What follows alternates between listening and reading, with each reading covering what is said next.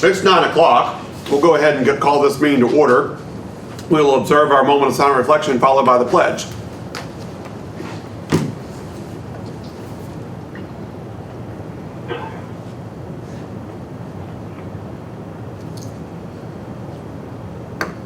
Thank you very much. I'll try to go slower this time. I pledge allegiance to the flag of the United States of America and to the republic for which it stands, one nation, under God, indivisible, with liberty and justice for all. All right. Let's go down to... Marge, do you have any comments or... No. Okay. All right. Let's go straight to the business discussions, which is line item number 6 on the agenda. And we welcome Mr. O'Neill to the podium. Thank you, Mr. Mayor. The council has before it ordinance number 471 of the City of Buckhannon. I'll read it by caption if that's all right with you. Sure. Ordinance number 471 of the City of Buckhannon, and ordinance amending and clarifying ordinance number 365 of the City of Buckhannon, commonly known as the noise ordinance of the City of Buckhannon, clarifying that the operation of a portable generator is not exempt therefrom under certain circumstances. Now, this is a pretty brief, as our ordinances go, a pretty brief ordinance. The purpose of it and the effect is to clarify, so in our existing noise ordinance, there is an exemption to the noise ordinance for what are termed domestic power tools. Within the context of the situations given that we're here about, there's some question as to whether a portable gasoline powered generator could be considered a domestic power tool. And I felt that the circumstance was unclear enough to create enforcement problems. So this ordinance clarifies that that portable generators are not domestic power tools when commercial electric service is generally available to the property. So in other words, individuals can still operate generators during times of electrical outages on an emergency basis, but otherwise when power is available, people need to power their dwellings with the commercial power available and not with the noisy fume spouting portable generators for extended lengths of time. I'd be happy to take any questions. Any questions from members of City Council? My question would be, it shouldn't be for any length of time unless it's an emergency. That's covered, yeah. I mean, that's based, I think that's the effect Right. of this ordinance, that it will only exempt the use of portable generators during periods of general electrical outages. And those can happen with or without a declared emergency. But this, we're not going to, if power is out around the city, Vince is not going to be going around citing people for using, power generator. Right. There's going to be an element of, common sense applied to this. Right. Yeah, the point of this is a generator cannot be a permanent power source.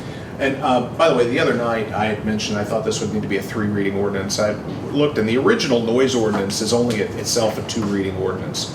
So I felt like this amendment, we're amending a 2-reading ordinance, we're going to amend it with a 2-reading ordinance. So this will, if the schedule holds and it's adopted today on first reading and at the next regularly scheduled meeting on second reading, it will take effect July 5th.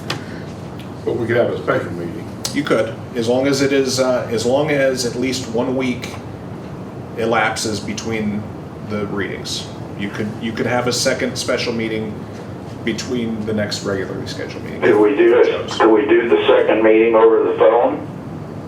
As long as it's a regularly noticed and available public meeting. The Ethics Commission back during COVID found that meetings by telephone or video conference do meet the requirements of the Open Meetings Act, as long as they are properly noticed and members of the public have, an equal opportunity to join the meeting. Our sanitary meeting next week. Yes, but here's what I would suggest. I would suggest that if we're going to have a special meeting, it be after the Consolidated Public Works Board meeting, the week following Strawberry Festival. Next week there's just a lot going on next week, and it may not be the most convenient if people did want to come, and that would give them enough time to be here. So I would suggest that this be taken up on The 22nd? the 22nd of May at 9 a.m. Similar to this, we have a meeting here at 7:30. We can just do it right afterwards and keep the ball rolling. I would agree with that, I yeah. think the sooner the better. There's a possibility I might have to do that meeting virtually myself, but Okay. we can cross that bridge when it comes to it. Okay. All right. Any other questions or comments for Mr. O'Neill relative to Ordinance 471?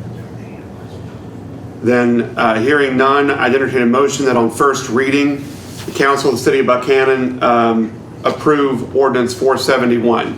So moved. Motion by Mr. Rigger, second by Mr. Sanders. All those in favor signify by saying aye. Aye. Like sign opposed, that motion carries. We will set the next meeting for May 22nd at 9 a.m. to hear the second reading of Ordinance 471. Okay, up next is Ordinance 472. Thank you, Mr. Mayor. I'll read that by caption.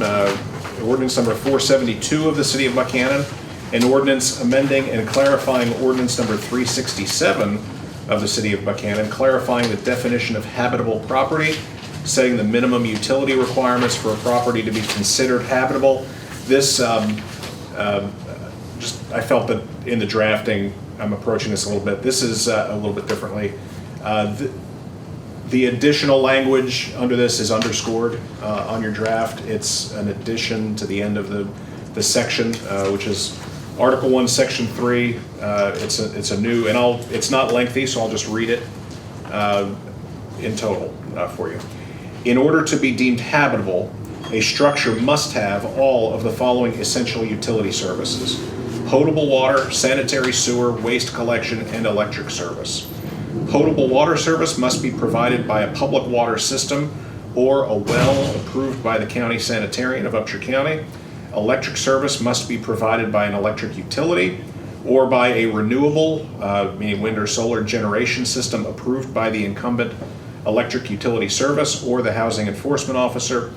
Any structure that does not have potable water, sanitary sewer, waste collection, or electric service is liable to be found uninhabitable under this ordinance. And then that unlocks the ability to basically condemn the property, prohibit human dwelling there, and hopefully prompt remediation of the offending problem. I'll be happy to take any questions. Any questions for Mr. O'Neill? Should we call upon Chief Gregory for any comments relative to the enforcement of, or do you have any thoughts, or are you, I'm not trying to put you on the spot, but just, I mean, you're here, and if you have any thoughts on this. Does the word likely cause an issue? Dave has asked if the word likely causes an issue. Where is it Bless you. liable, not likely. Oh, I thought he said likely. No, it's liable to be found uninhabitable under this ordinance. I mean, I could amend it and say may be found liable if council would prefer, No, but I I don't, don't it's just a think maybe is stylistic appropriate choice. either. No. I think the way you have it's fine, but before the chief speaks, you put in this one, or by renewable wind or solar generation system approved by the incumbent electric service. Yep. On and on. Why was that not in the other one? Because well, we're doing different things here. I understand. The other one is just about triggering the Noise. when is the noise acceptable versus not acceptable, and when you use a portable generator, when you buy those and install them, you don't go to the electric company. No, I and understand ask that. But you do when you have to when you do a hardwired solar. So this is just, it's in here because we just want to make sure that if somebody is using a wind or solar, that it's being done above board and legitimate. And the way to make sure that that's happening is that they're following the regs that have to do with, and this is a public service commission rule, that you have to, it has to be inspected by the local incumbent electric utility. So that's why it's in this one. Thank you. Yeah. So just a quick clarification on the progression of our response to these complaints. The citation involving violation of the noise ordinance, which is really all we had at the point of the initial complaints, given the usage of the generator. To our understanding, it was the generator was used quite extensively, day and night. So we again treated it like a violation of the noise ordinance. It took 2 to 3 days to make contact, the initial contact when the first citation was written to the male occupant of the house. And then the generator use continued. The male occupant that received the noise violation failed to appear for court. So at which point we attempted to serve a violation to the female occupant of the house. Over the course of 5 days of attempting to both approach the resident at the residence as well as call them. We had negative contact on all fronts. It took a trip to her place of employment to make contact with her and issue the citation. She was advised of the non-appearance of the male occupant and the possibility that he was facing the loss of his license for not showing. Really, that's all we had at that point, because a violation of the noise ordinance only results in a fine.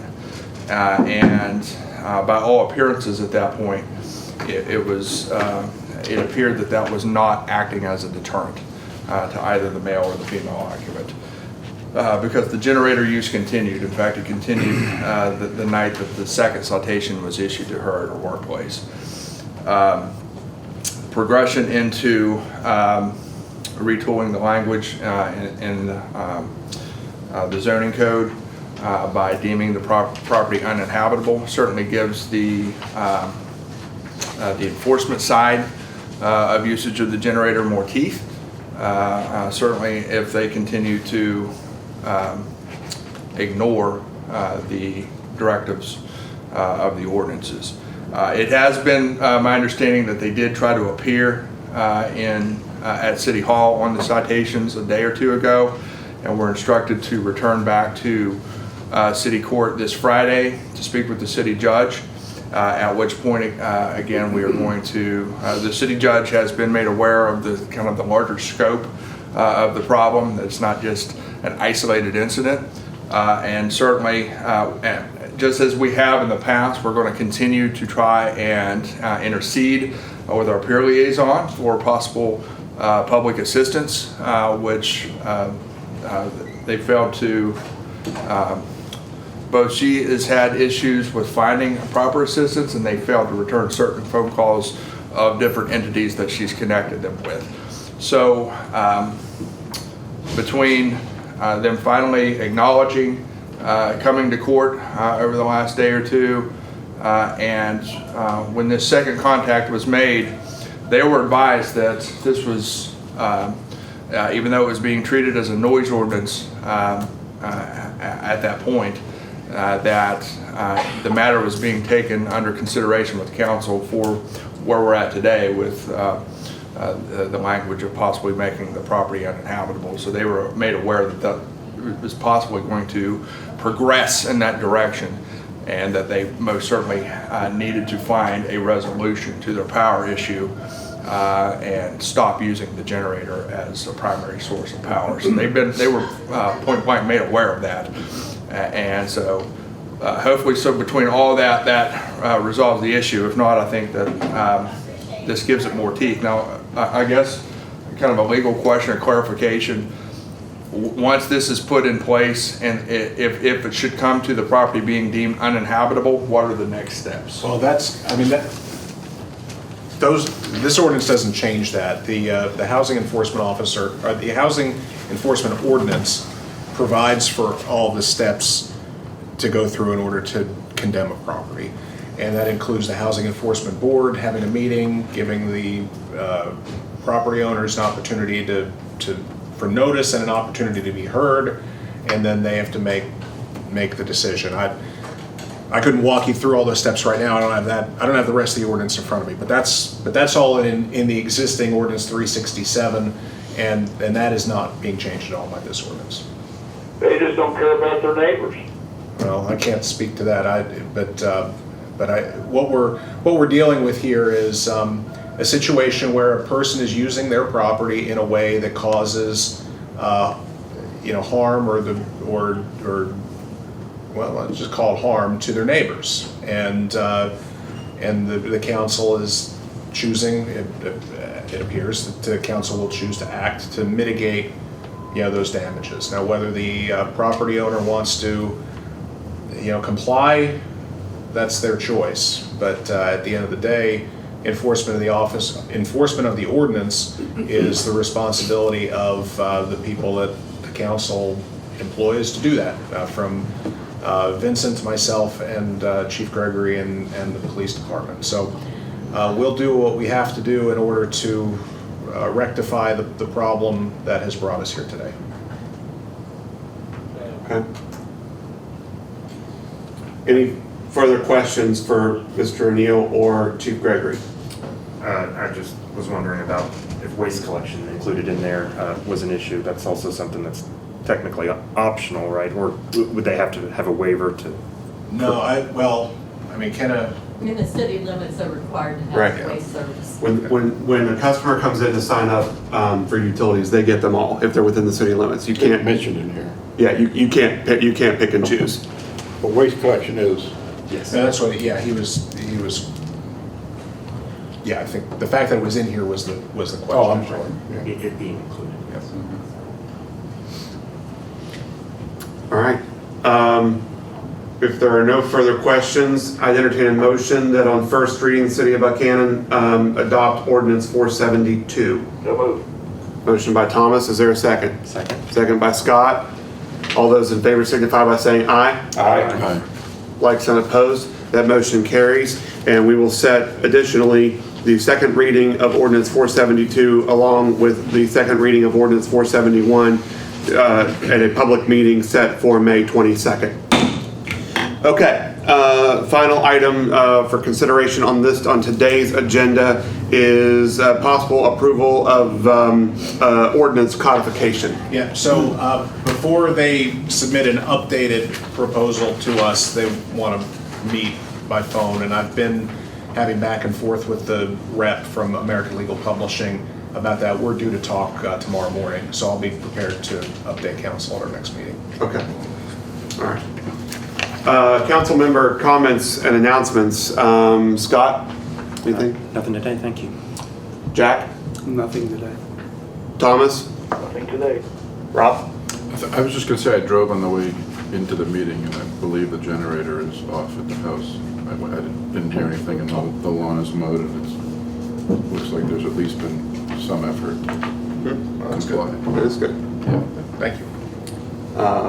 Thank you. Randy? No comment. All right. Well, thank you all very much for obliging this meeting. And we'll see you again after Strawberry Festival. So at this time, at 8:19, I entertain a motion that we adjourn. So moved. All right.